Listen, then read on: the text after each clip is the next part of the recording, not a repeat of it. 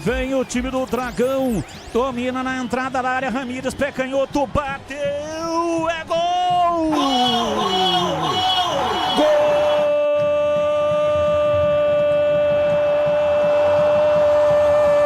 Gol do Atlético Goianiense. Na marca de 19 minutos passados do segundo tempo, Kevin Ramírez dominou na entrada da área, tabelou, voltou depois do rebote, ele bateu, a bola subiu, encobriu o Diogo Silva e entrou no ângulo.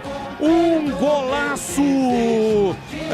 Ramírez marca o gol do Atlético Goianiense no Antônio Ascioli.